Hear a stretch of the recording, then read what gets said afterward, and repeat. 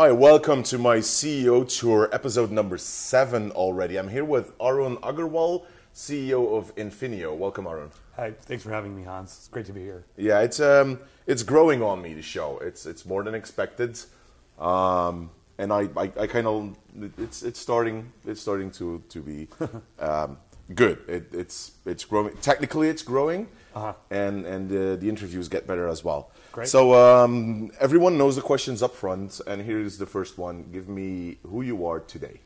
Who am I today? Wow, it's a big question. I'm a pretty normal guy. You know, I don't have a lot to say there. You know, I'm married, no kids yet, but Is that a plan? Definitely plan to have kids. Okay. Just haven't gotten to it yet. My wife is she works in business too. She's a management consultant. I live where Infinio is based in Cambridge, and you know, not too much to say. I've been there. What's your wife's industry? She's a management consultant, actually. Okay. So she's a strategy consultant for the biotech industry. So Okay. also kind of into technology. Awesome. Cool. Yeah. Any specific hobbies? Specific hobby, I like to ski. You like to ski? I like to ski, Where yeah. do you do that? I ski in Vermont and in Maine. I'm very much an East Coast skier. Okay. So you get out west, it's different snow and everything. I'm going to try it. But Really? Different snow? Yeah, it's much more powdery. Okay. It's a little bit different feel. Yeah. Oh, I'm not a skier, so but it's good to have some knowledge like Yeah, that. yeah. Cool. So yeah, that's today. But actually, more importantly, we want to look at how did you become that person today. So run me through like 15 years old till today. Sure. What happened to you? Yeah, like I said, I'm a pretty normal guy. You know, if I were to go even back further, I'd tell you I'm born and raised here. Yeah. My parents were immigrants from India, but I grew up in the Midwest. So I grew up in Michigan all the way through high school. And, you know, I think one of the key themes in my life has actually been startups and building companies. Started my first company in high school, an online advertising company. What was that about? It was an online advertising company, so Okay. we had this toolbar people downloaded. We paid them to browse the internet. It was a miserable failure to not go well, but you know it was great. I learned, and you know then I came out east and went to college at MIT. And when I was in college, I started 3 more companies. You know, one of them was kind of moderately successful, but it was. What were your majors at MIT? Computer science. Okay. Yeah, and you know, I think that was a really formative part of actually what I'm doing today and who I am today. I always had one theme, which was building businesses and enjoying building companies. The other thing, though, is I've always really liked technology. And when I say technology, I mean, it's become a very broad term, but I've always really liked deep, you know, what I'll call hard technology, things like what's developed at universities, like stuff that goes on at a Well, run me through something that if you think back on that time at MIT, from a technology perspective, what is something that really kept in your mind? This is something I still think about. Yeah, it's funny. It actually, I would say this was a couple years after I graduated, but I remember when one of the professors at MIT had demonstrated wireless power, and they showed, you know, it was amazing. They were using physics that were pretty old, and they were able to show lighting a light bulb from across a room with no wires, right? And it was just one of those things where you start to think about the world and you think about, geez, like something so fundamental as electric cables, what if those went away? Yeah. So that's the type of stuff that's always excited me, this sort of really big, you know, let's look at the whole world differently type technology. It specifically helps entrepreneurs, or I mean founding entrepreneurs. Sure. If the ideas come from those places, right? Yeah, and you know that's a huge part of our story at Infinio. You know, my co-founder was actually a professor at Columbia, and it's one of the things that made me really excited about it. Yeah. So those all those startups that you had, I don't even want to count how many you had, but give me a few things that were important changes in those. What happened that you say, okay, this one was important for me, that changed me as a person and who I am as a CEO now? Yeah, you know, I think the, not even picking one, but kind of going across them, I think the recurring lesson to me was how important teams are. Okay. Right? It's building companies and building businesses. It's a team sport. And you very, very quickly realize you can't do everything yourself. You're not capable of doing everything yourself. And in fact, that's probably one of the most fulfilling things about having a startup is you look across the room at another person who you work with and you just say, geez, like I'm amazed and floored by what they do. And you know that they're pretty impressed by some of the stuff you do. And it's that 1 + 1 = 3 that comes from a team. And that's something I just saw again and again and again, right? People being very important for a company, for a startup specifically, the right people. Does it scare you from time to time that you are so dependent on those very important people? I don't know if it scares me. I think it makes you cognizant of the fact you get to take very good care of your people, right? And you got to make sure that people know how important they are to the business. I think it's something we do a good job of. So I'm not necessarily scared, but there's no question there's a lot of key players in our business, and they really, really matter. If you say that people are very important to me, one of the roles as a CEO is keeping them happy. Sure. Tell me how you keep them happy. That's do you pat them on the back, or do you have something they say about this is how I keep people happy? Well, it's a great question. I don't think it's something that like I do. I think it's about I just play a role. Well, building the DNA of the company, right? Yeah, is part of it. I want to be really clear. You get a lot of hype. You do a lot of things like what we're doing now as the CEO, but the reality is you're just another member on the team, right? It's you just play another piece of the role, or excuse me, you just play another role in another piece of the development of the company.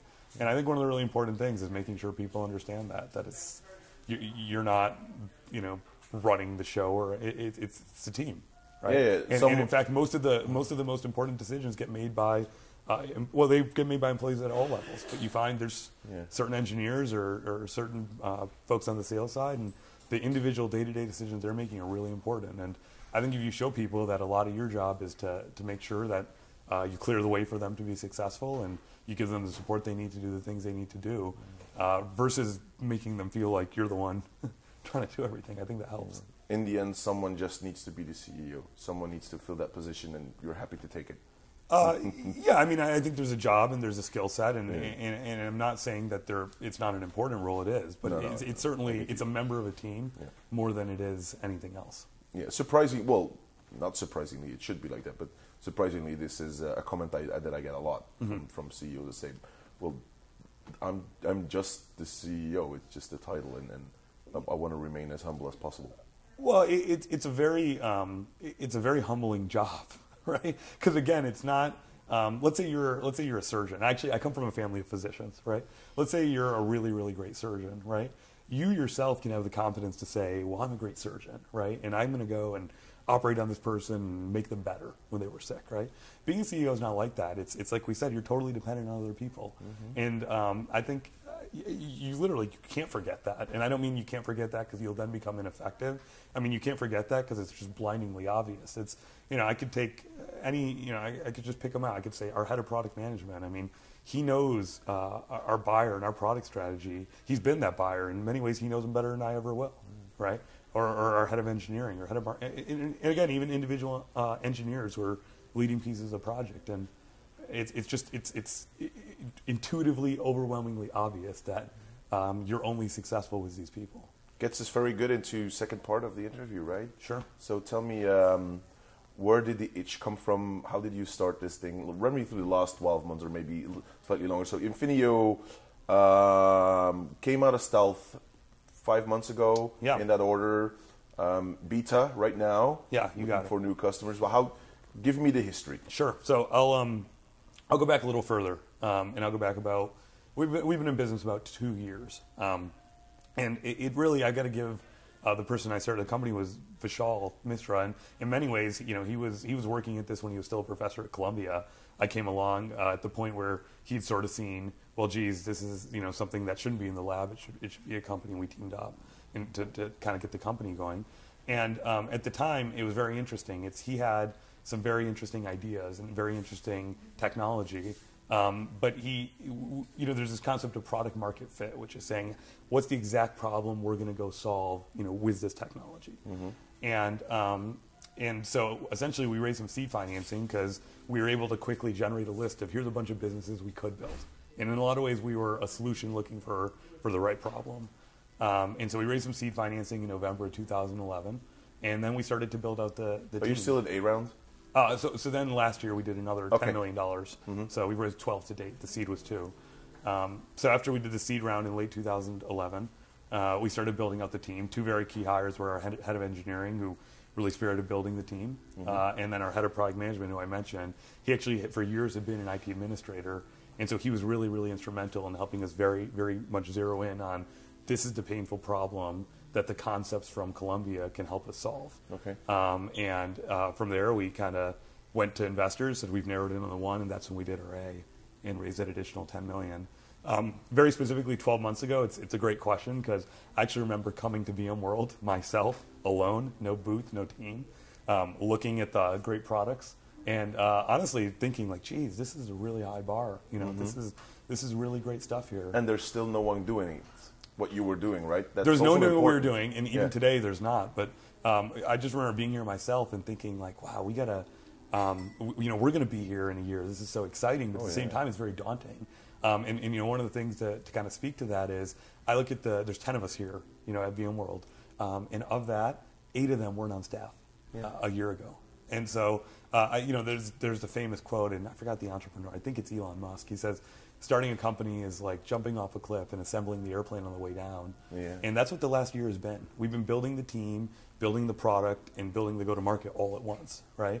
And it's so challenging because the team needs to do the other things, but the team's not there. And so it's been just a whirlwind, and I wouldn't trade it for the world. It's been a great experience. You got a good chief marketing that knows this community. Carrie's great. Carrie's great. Yeah, and she's been phenomenally instrumental. There's a lot of small things, a lot of startups learn through the years that she already knows, and she knows how to run this show at VMworld specifically. It's actually very funny when we were raising our Series A, the $10 million round. One of the things I told investors was we want to be the next Veeam, right? Wow. It had just been such a successful company, and it had done great. And our model is similar to theirs: make it easy, just work, just download and go. And the investors are like, "Oh, Veeam's a great company. You know, we'd love to be part of the." How next much do you need? Yeah, exactly. And then and Carrie was on staff at the time, and then a few months later, we were so lucky to get her. And it was just when we found she was available, it was just It's good if you find the right people. That's what we talked about. It's so important. People. Yeah, but finding the right people is really important. So last few months, beta. Yeah. So fast forwarding, we've been assembling the team, and we really came out of stealth, as you mentioned, at Tech Field Day, which was in late spring, early summer, and started to show our product. And from there, we've been doing alpha and beta trials. The product is now in what we call public beta, and what I mean by that is we're pretty much saying, hey, if you got an environment, let us qualify you, but we're pretty much happy to send you the software and you can play with it. And we'll go GA in Q4 of this year. So right around the corner, and all the momentum's been building. It's been a lot of fun. Yeah, the public beta users are actually really the ones that help you finding those last twitches, making it GA, right? Yeah, though we've been doing a lot of trials, so no question that we're still in beta, and you know there's still stuff I'm sure corner cases they'll help us work out. But at this point, I'm really considering us as starting the buying process. So what I mean is, if you talk to me about the alphas and betas we were doing 4 or 5 months ago, that would have been very much, we just need product feedback. And now that's still important, but really I say anyone who takes a beta now, we're going to think of as someone who can become a paying customer. And in fact, some of our beta trials have already said, you know, when this thing goes GA, we're pretty interested in having that discussion. Yeah. We're not going to say it here, but you are announcing today the pricing model. We are. Well, it's a Carrie's hard at work. Yeah. That's why she's not here with us right now. Exactly, yeah. It's a per socket license model. Per socket. The same as Veeam, or as VMware. Yeah. How important is that model for you? Why did you choose it that way? Well, it's you know, VMware's a pretty channel-driven company, and we think part of our strategy, we're going direct to start. It's a downloadable software product, but the channel will be important to us. And so one of the ideas is align our licensing strategy. Yeah. Let's make it really easy for when people say I'm buying 10 sockets of VMware, buy 10 sockets of Infinio. So we chose a per socket model. Well, and there's a lot of companies aligning with that model. Beta, GA by Q4. Yeah. But there's still a few months after that before the next VMworld. Give me last week, August 2014. Where are you as a company? What's your challenge? Yeah, well, my challenge personally is a CEO. Let me start with the company, actually. Yes. You know, as a company, we're out there in the market. You know, we've hopefully got many customers, you know, in the hundreds. That would be great. And we're the type of business that gets a lot of little customers. Certainly, we're happy to service larger accounts, but we've got a product that's a very competitive price point. We sell it over the internet. It's not a big, long, engaged sales cycle. And so we hope to be very, very high volume in moving the product very quickly.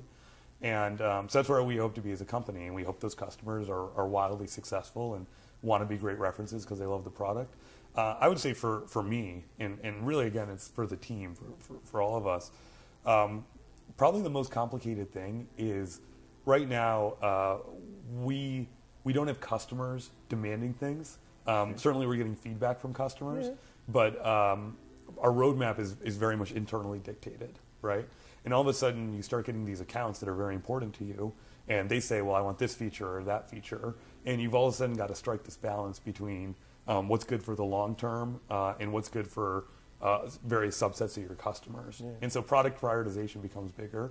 It's also just having a whole nother thread to the business. You know, right now I always joke internally, it's half of our income statement is still empty. You know, we have no revenue.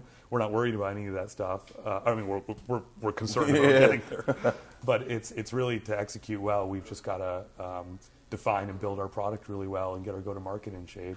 All of a sudden, just the amount of complexity to manage goes up pretty dramatically when you're in the market. Yeah. Okay.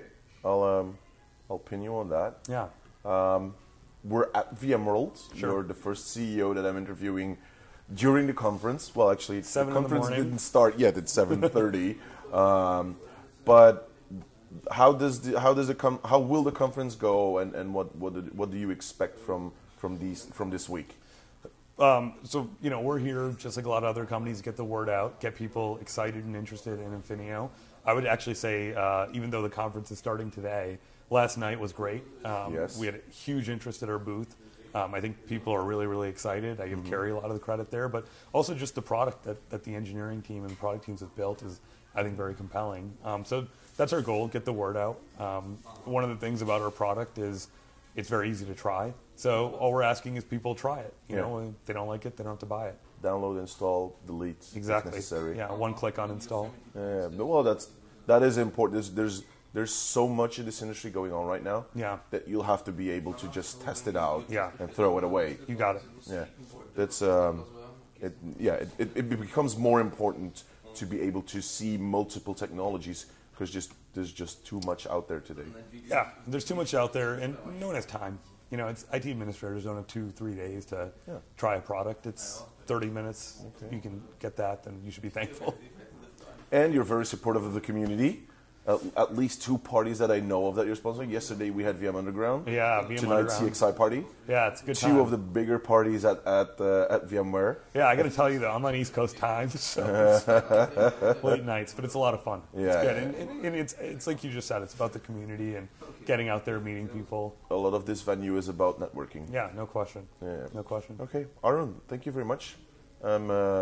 I think you got some meetings to go to and enjoy the rest of the conference, right? Yeah, well, it's great to sit down and have a few minutes to chat. I love the forum. Okay, thank you. Take care.